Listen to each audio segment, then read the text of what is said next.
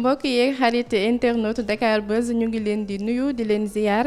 tey jii nag ñu fas yéene dalal monsieur Soumaïla Manga nekk njiital Sénégal debout pour la patrie membre la tamit ci mouvement Jusqu'à ak candidat ci mairie bu Ziguinchor monsieur Manga ñu bàyyi la rek nga nuyoo ko ñi ñuy seetaan. donc asalaamaaleykum équipe Dakar Buzz di nuyu seen internautes ak ñëpp ñu leen di suivre donc merci beaucoup ci vraiment ñëw bi nga ñëw. Donc c'est important, voilà. C'est vrai que l'actualité c'est la Covid-19 le coronavirus. Nous avons Covid Sénégal parce que c'est un Covid spécial. Mais le Sénégal, nous devons arrêter. Donc chaque question de l'heure, nous devons traiter. Donc merci beaucoup ci teewal bi ngeen teewal. kon ñu fas yéene waxtaane li nga xamante ne mooy coowal héritage boobu di lëmbee réew mi dox ci sa diggante yow ak waa Crédit Mutuel bu Sénégal ndax mën nga ñu dellu si waatal tuuti ci mbir mi. donc merci beaucoup donc comme ni nga ko waxee sànq donc Sénégal dox ni muy doxee dafa war di continuer voilà donc ñun dañ def constat ñun impacté lañ laa mën a wax ci gestion chaotique bu am ci héritage bi. mais temps yi dañu gis ay ñu bëri di génn di kaas di dakkoon ni ñuy gérer seen héritage comme la famille Pouy la famille Diop sans compter ñoo xam ne dañ tëdd seen kaw alal comme ñoom Bokar Samba Dieye xam nga moo tax ñun tamit suñu xol laaj ñu ne pourquoi pas ñu partager suñu expérience boo xam ne ñu ngi ko doon xeex ñun dafa am ay tentatives dañ doon essayer jéem mais jàllul donc juste pour ñëwaat ci affaire bi héritage bii mu tax ma jot ak waa Crédit Mutuel donc suñ benn mag suñu cousin koo xam ne man moo ma yar parce que moom dafa amoon problème ci famille biologique am donc photo laa doon xool ni mais amee problème yàlla may ko alal donc mu doon wut nit koo xamante ne da koy téyel alalam en 2000 la ñëw fekk ma Goudomp fu ma doon jàngee Goudomp mu nekk ci région de Sédhiou mu ñëw fekk ma foofu ma fa doon jàng mu ñëw mu ne man sa mag laa ma ne ko fekk man xaw ma ko mi ngi woon France la jógee mu ne man sa mag laa ma ne ko bon mu expliqué ma nu mu demee toute la situation moom ak famille biologique am fu mu soqeekoo ak relation am ak suñu parents mu ne ma dama bëgg nag nga ñëw toog sama kër mu tabax Ziguinchor château yooyu rek ma ne ma yàlla may na ma mais dama bëgg nit ku may teel sama alal ki des ak sama jabar noonu la ma jëlee man sama rakk yóbbu ma Ziguinchor à l'âge de bu amuma sa 20 ans boobu maa def 4e collège mu ne ma góor du tuuti mu ne ma tu gères aux côtés de mon épouse te ko génn àdduna sax en 2000 jox na boobu mu ne ma tu gères noonu laa gérer avec son épouse bu jaram génne àdduna mu répété ma les mêmes kaddu góor du tuuti donc maintenant tu gères seul donc gestion collégiale la woon bu jaram génne àdduna mu nekk gestion solitaire. jabaram dafa génn àddina. en 2000. ngeen ànd si la ma ne léegi tu gères noonu laa commencé gérer may jàngal may def ay erreur noonu ba amoon na encore deuxième jabar kooku tamit génn àdduna 2008 mais chaque fois ñoo doon gérer comprendre nga voilà donc ba mu génn àdduna 2013 bàyyi fi ay alal kër Ziguinchor bi lu ñu fa doon encaisse location ñu ko doon versé Crédit Mutuel bu mu génn àdduna boobu xamaguma dara ci wàllu héritage ma dem fekk ku ñu naan Ben Malick Diédhiou Crédit Mutuel bu Ziguinchor moom mooy le gérant. ma ne ko sama mag dafa génn àdduna naka lañ def jot ci lii benn Malick Diédhiou mu ne ma wutal certificat d'hérédité ak certificat de non-opposition appel ma wut ko ba pare indi ko mais ma non bëgg changer ay wax ma xam ne kii lu muy wax leerul en temps fekk man dem naa SGBS ba ma jox une liste SGBS boo fa demee dañu jox une liste ne lii ak lii ngay indi j'ai un document avec moi mais ñoom defuñu loolu. donc suñu problème fa la commencé man ak ñoom ba dem tribunal ba Ziguinchor mais xam nga rek ñoom dañuy bëri ay pexe dafay affaire boobu commissaire Lamarana Diallo moo fa nekk ma yoroon dossier bi ba ma génn ci xibaaru publier ay affaire ne la ñu ngi gérer sama dossier neexuma ñu jékki-jékki classe dossier bi sans suite egg ñu sa tribunal commissaire Lamarana Diallo mooy bu nekk man léegi mi ngi Louga ñoom waa police yi ne ma léegi le procureur a classé dossier sans suite ma continuer ma dem laaj les avocats ne ma nekk fii ngay jaar ma continuer le combat di wut ay documents yëpp tous les documents qu'il faut wut ay documents léegi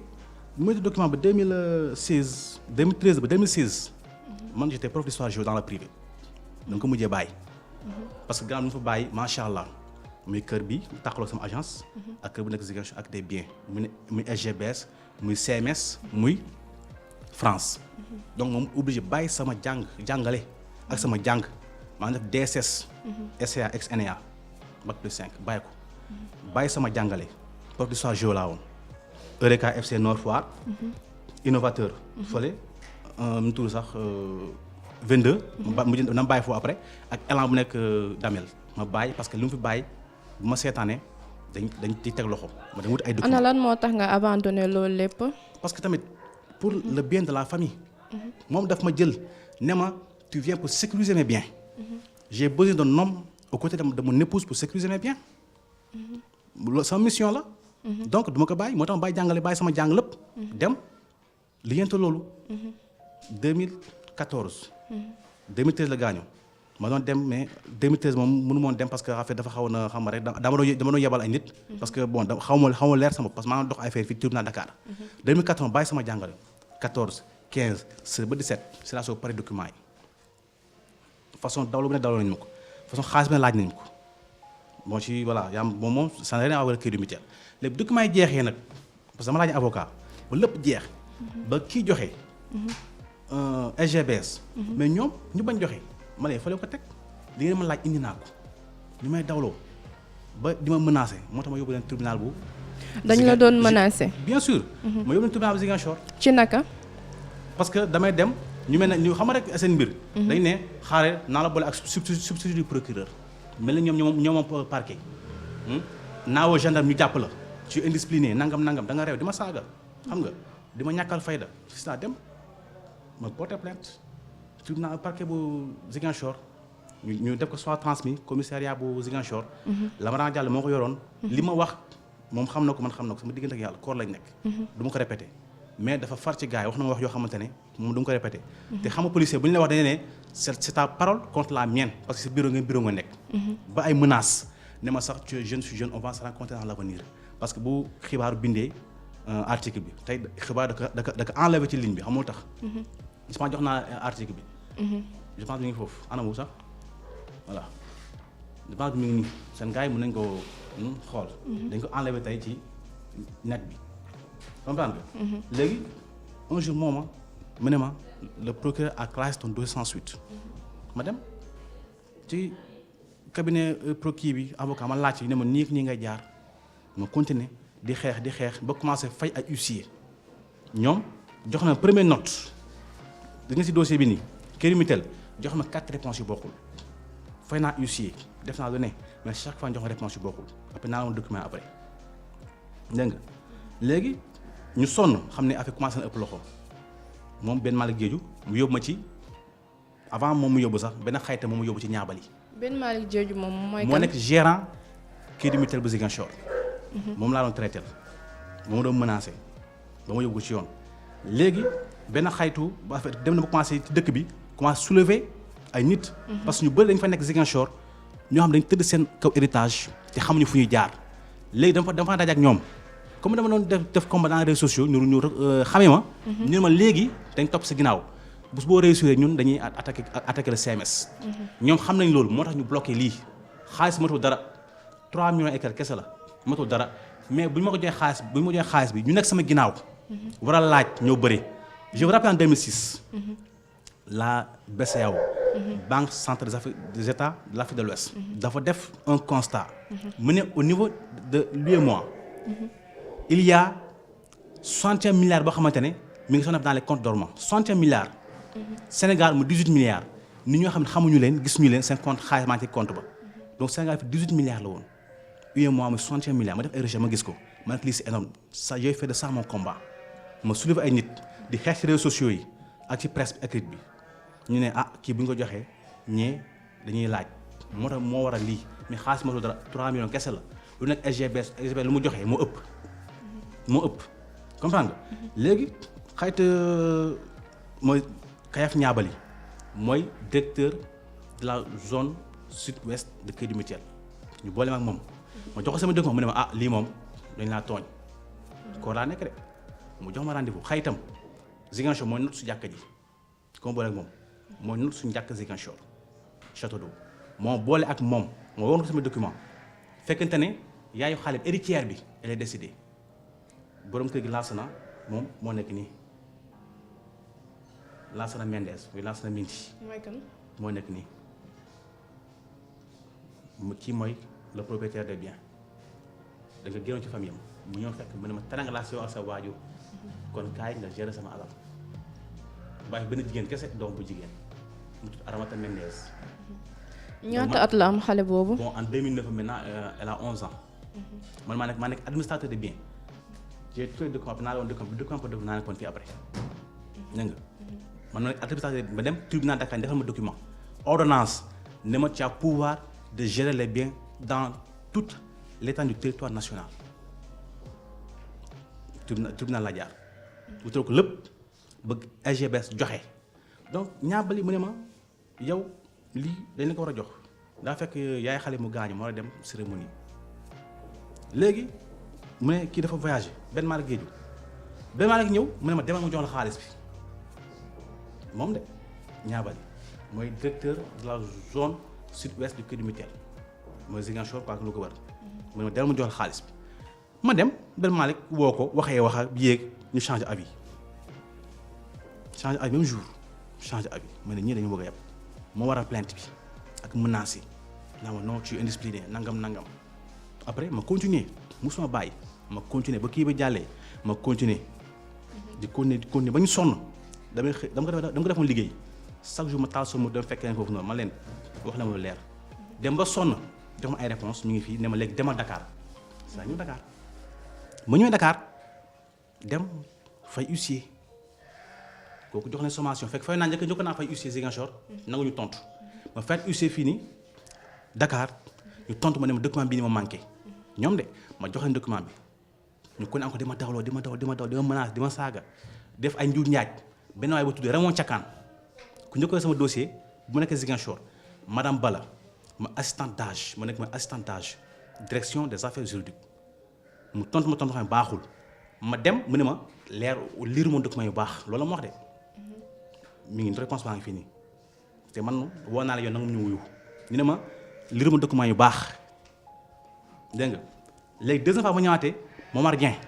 mooy directeur affaires juridiques bi mu war sama document même chose di ma dawloo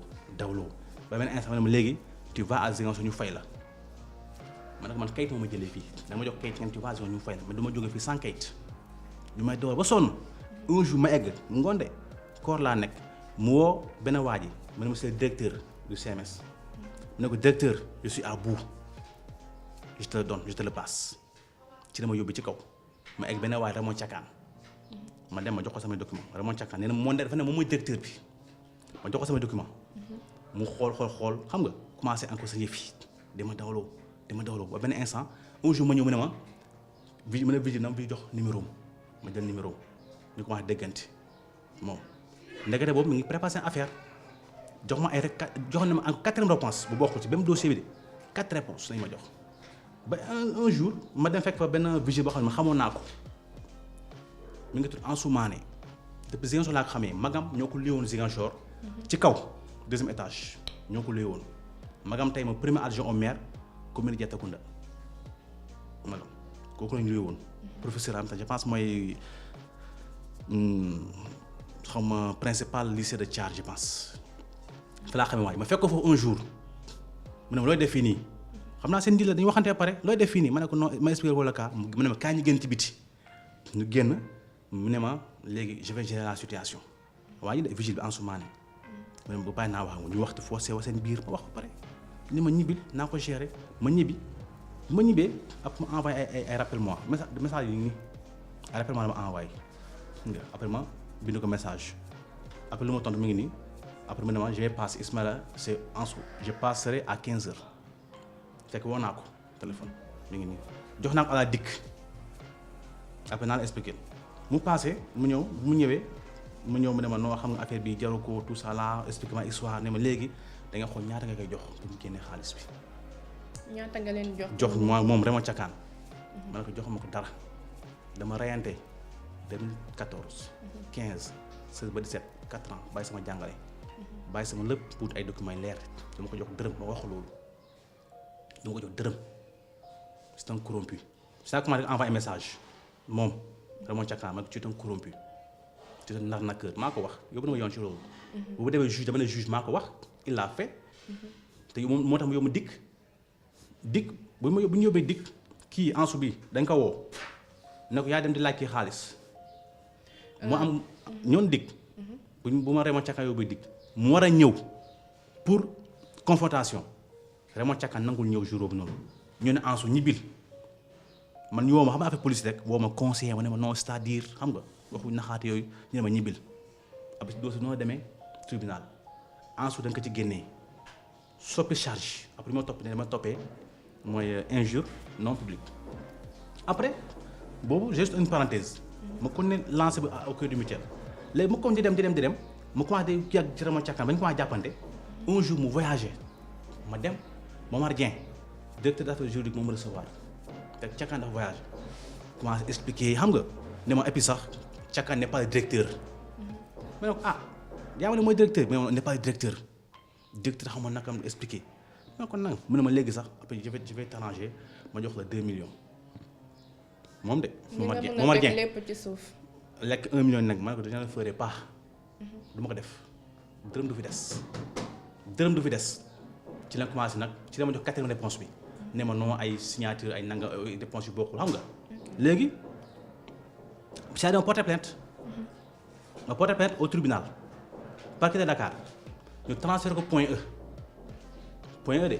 xoolal woo nañ ma déglu ma ba tey naa la woon lépp mi ngi fi ba tey wax ñu dara noonu yóbbu ma fële dig bu ma demee dig moom lu mu doon wut amu ko parce que y avait un gars impliqué qui était là moom dafa doon suivre dans les réseaux sociaux après woon na ma sax mu ne ma xam naa la te xamuma dafa doon suivre les réseaux sociaux wax dëgg yàlla moo ma conseillé ma ku yoroon dossier bi fële dikk mi ngi tudd inspecteur ñaan dafa mën a woo dama menacé pendant une semaine nag mu wuyu dafa mën a woo ne ma tu passes ou bien je viens te chercher mooy bu ma rek Thiakane yóbbee il me plainte une semaine ma woo man nangu ma dem man ko je ne bouge pas il me plainte si dama indi plainte ma soog a dem plainte baa ngi nii inspecteur ñaan je pense bii la voilà adjudant ñaan autant pour moi si laa soog a dem mais woo na ma ay numéro privé la ma doon woowee yëfa bandi yooyu nangu ma dem. plainte bi ci lan la doon porté wu. mooy Raymond Thiakane moo yóbbu ne ma dama ko menacé de mort. te loolu amul. fu ma amee yow xaalis nga ne seex nga war ma jox. yow ni nit ma ne joxuma la nga ne yaay directeur doo directeur fenkat nga. j'assume mes propos yóbbu naa ne yow nangu ñu wuyu fu ne laa yóbbu fii fu ne nangu ñu wuyu dégg nga léegi. ndax ba nga demee wane nga firnde yi wane ne yow yaa am dëgg seen kaw. document yëpp a ngi nii j'ai xool li nga lépp ay document la. gis nga lépp ay document la yëpp ay document la. après naa ma benn gis nga léegi nii ba kii ba SGB sa xaalis bi ñu ma jox. mu ëpp foofu bu nekk foofu noonu lu nekk wane naa ko dañu bloqué lépp point E dañ ma woo ba tey 2000 je pense décembre 2018 ba tey après naa xool kii bi référence kii bi ba tey parquet damay dem plainte ne ma noo leerul dig dama déposé plainte ñu delloo ma ko ñëw yóbbul tribunal bi nga des affaires générales dañ ko bañ a jël léegi affaire de continuer ba affaire ëpp leen loxo ñoo xam ne fii échoué nañu lu ñu bëggoon ci mën ñu ko am parce que maa ngi may le combat au niveau des réseaux sociaux Facebook était suivi avec les journalistes ñu publié ñoo xam ne lii mënul jàll ñu complot ak une partie de ma famille bu nekk ñoo xam ne seen jarbaat seen doom maa la yoroon fii kër gaa ngi nii maa la yoroon leen jox añ reer. ci say membre de famille. ñu famille bi saa dafa xaw a sorewoo ñoo bokkoon dëkk man mun ma wax tey lan lañ bokk ak grand bi mun ma wax lan lañ bokk dafa ñëw mu ne ma c'est ton grand frère ma yem ci loolu mu jox ma lépp ay këram ay xaalisam ay comptam gis nga comptam yëpp gis nga yëpp ay GBS yëpp maa ko doon gérer fa laa yem mais tey mun ma wax tey fu ñu bokkee mun ma ko wax dëgg moo neex yàlla léegi ñu remonté une partie de ma famille xale yi nekkoon fii nii ñu remonté leen ak seen yaay nekk fële en Guinée-Bissau ma dénkoon xale bi maamam parce que j'étais dans un processus ñu dem jëlee xale bi indi ko fii Guédiawaye. boobu fu xale bi nekkoon. Guinée-Bissau ci kër maamam mooy côté yaayam. indi ko fii avec la complicité yëkkati benn waa bi nekk fële mooy consulat bu Guinée-Bissau. may woo dama menacé numéro ba tey mi ngi sama téléphone bi ma la téléphone ba tey J1 la xam nga yàlla 2016 ba tey sànni ma ko yëpp fii la nekk. luñ seen message seen lépp mi ngi fii J1 baa ngi nii lépp fii la nekk. seen njur njaay dama menacé consulat Guinée-Bissau nekk de bu nekk Ziguinchor. di menacé ma dem ndek waa ji xamante nañu dafa naa légaliser ab yow xam naa la ci la arrêté à la DIC d'ailleurs moom Raymond Thiakane wax na ni ñaabali moo doon wax ak traité de gars devant inspecteur ñaan adjudant ñaan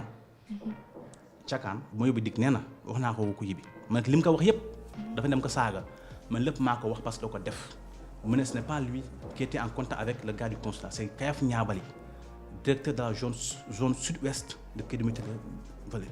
moom moo ne kii moom après moom moo koy justifié léegi yow ma dem pas de ma famille bu ñu demee fële dañ leen ne fu ma dénk xale bi dañ dem xam rek maam dafa sensible parce que yaa xam ne dafa décédé ñu am ñu ne ko ah man sama tur dëgg c'est Ismaïla xam nga mère mu ñuy wax Soumaïla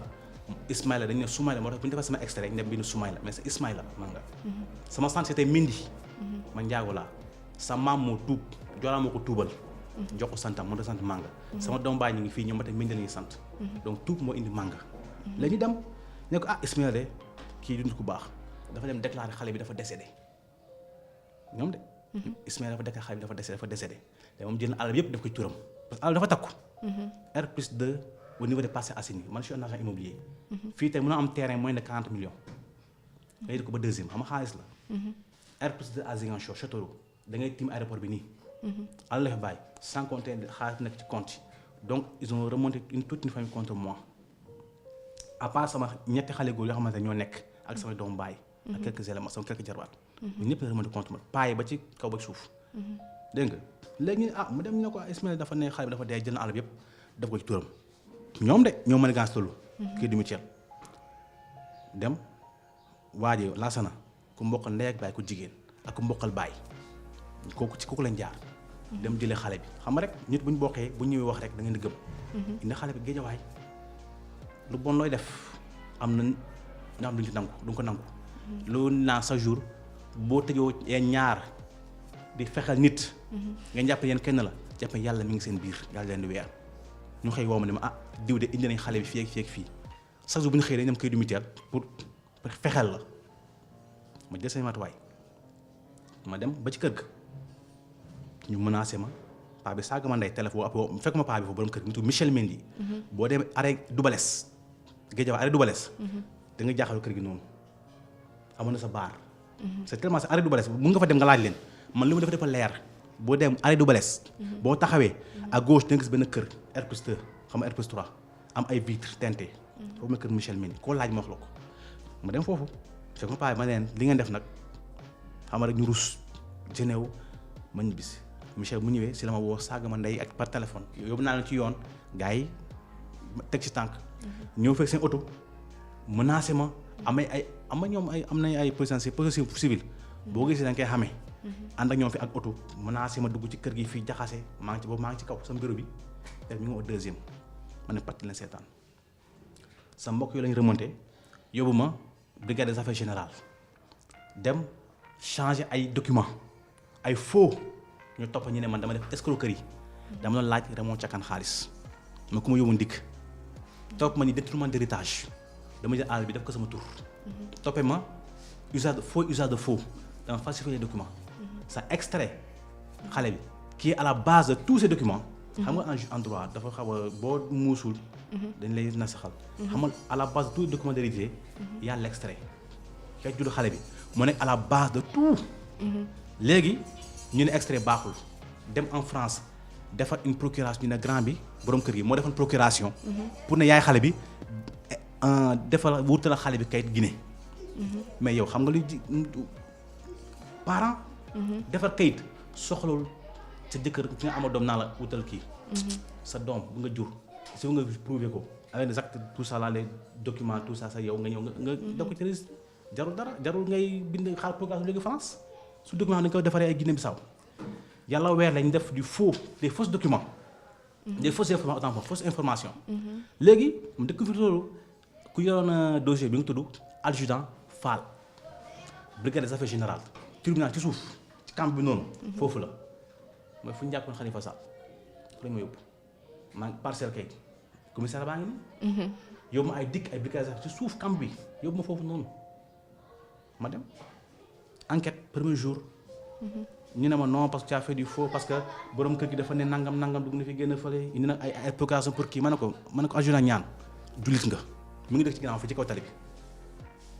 adjudant Fall autant pour moi ci kaw tali bi fay dëkk ndekete moom sax wax na ma dafa doon surveiller ñëw ci boutique bi jënd bu may añi restaurant sax mooy ñëw dama xool mais bàyyi naa ko xel man police sensible bu ma la gis na lay xamee moom nee na un jour romb na ma xool ko ba mu jaaxle bu xamante wuñu de ba mu reetaan ma ne ko man policier man boo may bàyyi xel maa ngi bàyyi xel muscle yëpp ma gis nga yow musulman nga yaa ngi taf photo Bagnès si ginnaaw te Bagnès musul situation dëggam te attekat ñett la ku xamul yoon du atte doxal yoon ku xam yoon attel yoon doxal yoon ku xam yoon di atte nag mooy juge mooy attekat yaa ngi taf photo Bagnès si ginnaaw Bagnès mooy sama sëriñ man ñu xam rek toog foofu gaan ma ne ko su document bi c'est un faux day information yi su fausse information ma jox ko tous les documents xam rek mu généew jóg dem ñëwaat ñu bàyyi ma ñibbisi ñu toog encore quelque temps bu ma demee tribunal ak Raymond Thiakane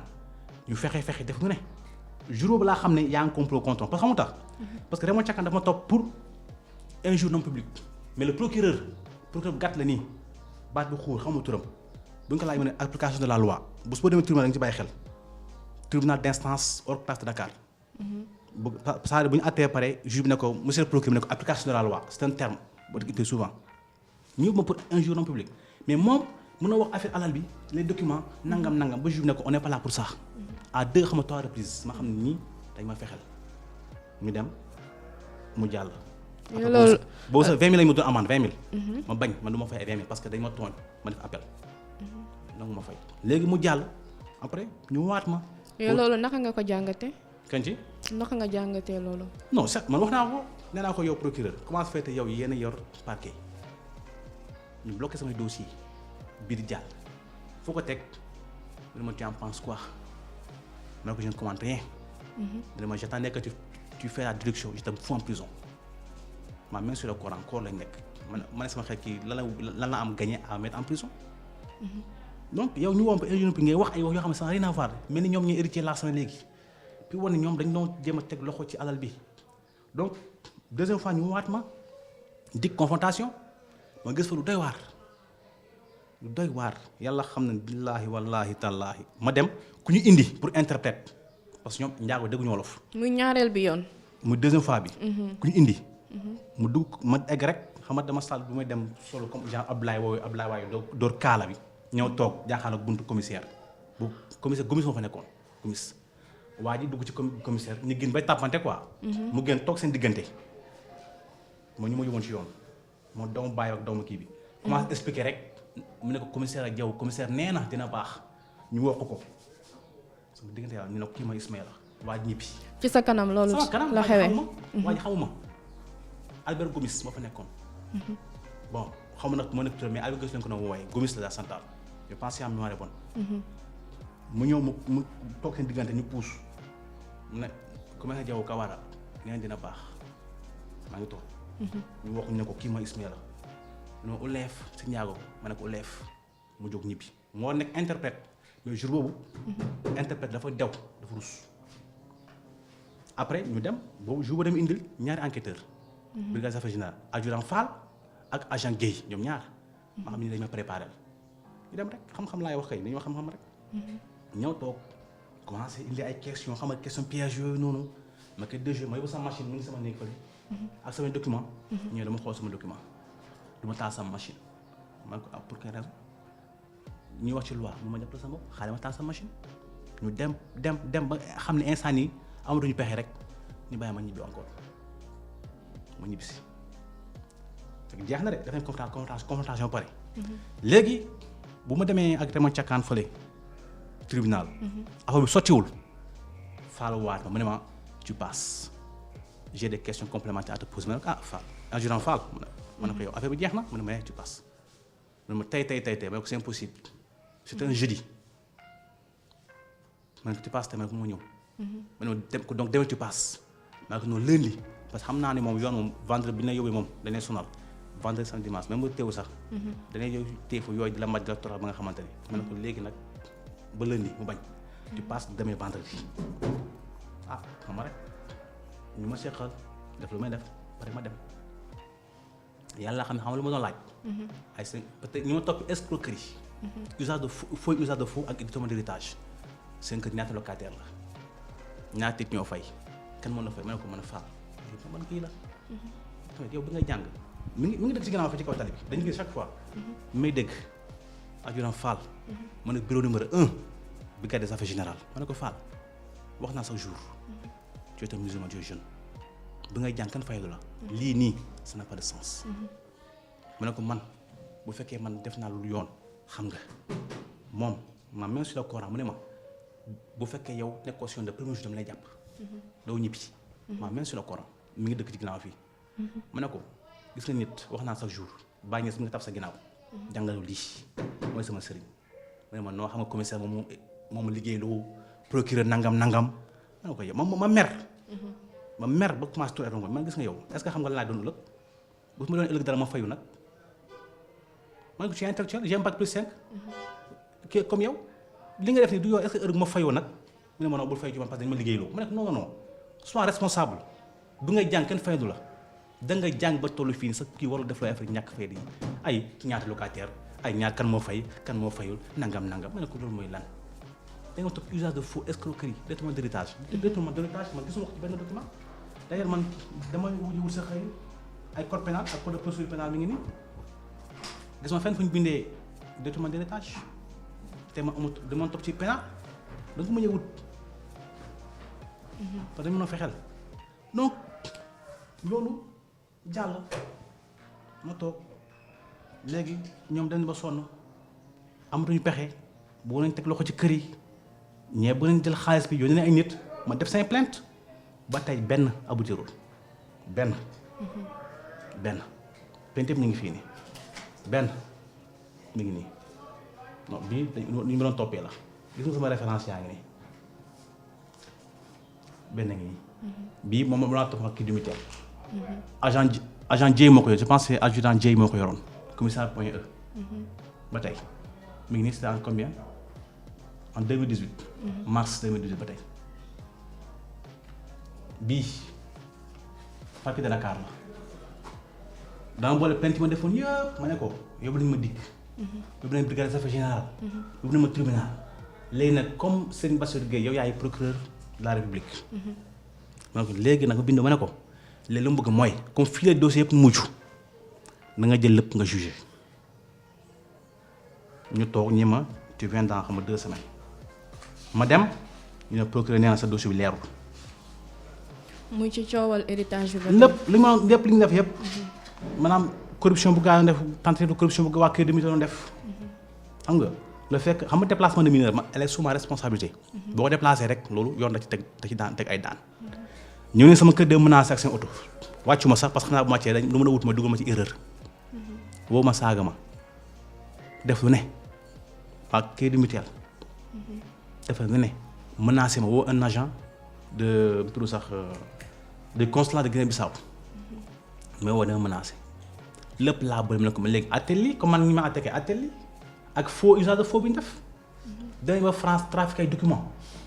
ne gars yi moo ne nañu wuti xale bi extrait. man ne leen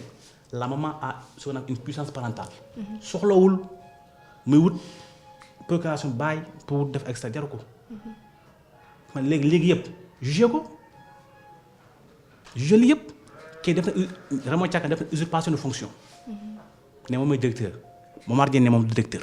weer na ko. bu mu voyagé moom nee na dafa jox 2 millions. te 1 million quelque ma bañ ma nga léegi jugé ko. ñu ne ma non ton dossier kii la n'est pas clair man léegi man Sénégal lañ nekk lii day ñëw nekk en appoint lu gars di kaas pour wane ne man li ñuy kaas ni ñoom Pouy ñoom Diop ak ñeneen ñi. man dund naa ko moo tax ma apporté sama témoignage pour wane ne effectivement doo ko am Sénégal dañu tëdd ci kaw nit ñi di lekk alal nit ñi tout documentation la. kon si jamono boobu yow nga soobu ci xeex bi amul kenn ku la ci fekk si wala ku nekk si sa ginnaaw. man xama xeex soxla ma ci kenn xam nga tax. ndax lan. yàlla rek moo yor doole. waaw xam nga benn waay dafa nekk fii nii dafa may expliqué mu ne Imam Assane Cissé seen baay Aliou Cissé moo ne jullit ku ko xeex moo ko dimbale parce que benn di nga dellu si yàlla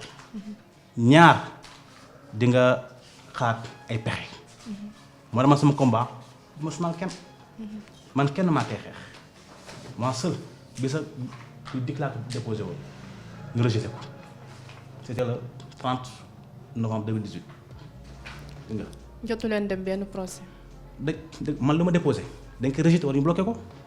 sans compter que parquet de Pikine. Guédiawaye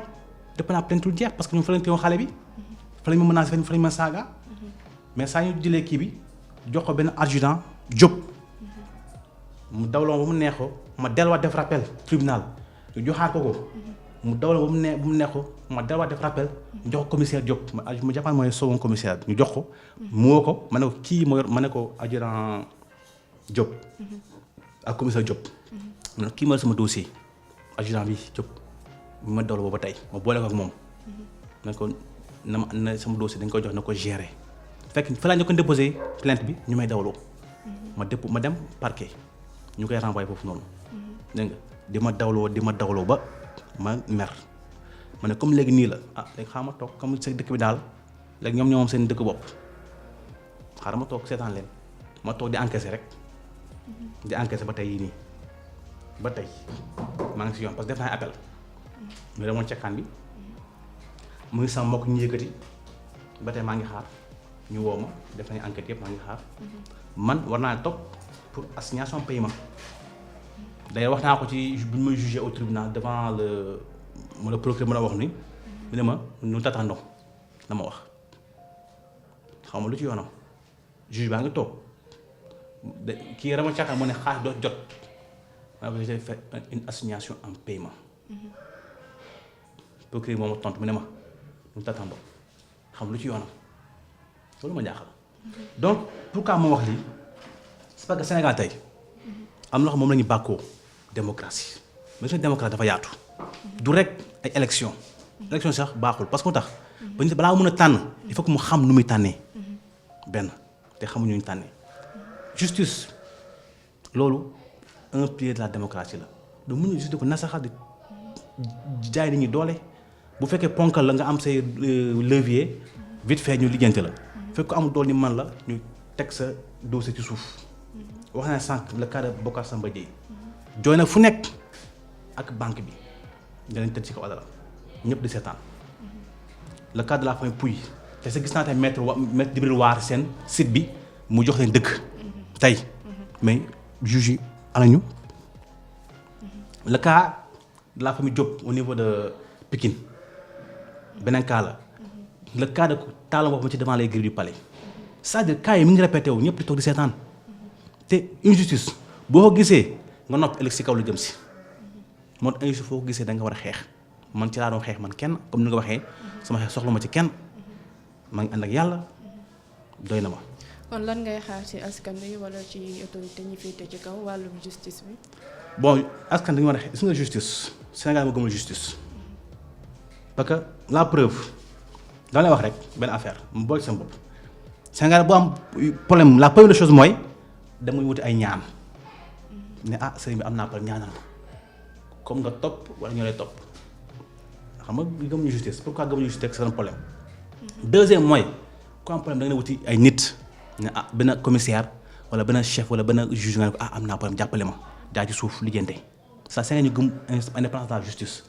ñu jiite gëmuñu ko jamono Senghor Diouf gis nga lu ñëw débat discours bu ñu leen justice tey wàcc nañu. première alternance nekk opposant gis nga lu na wax justice te ñoom fa justice boobu noonu lu na wax avant mu yéeg nitam bu mu yéegee loolu dafa bàyyi wàccaat nañu tey ñu ngi opposition ñu ngi gàññi justice bi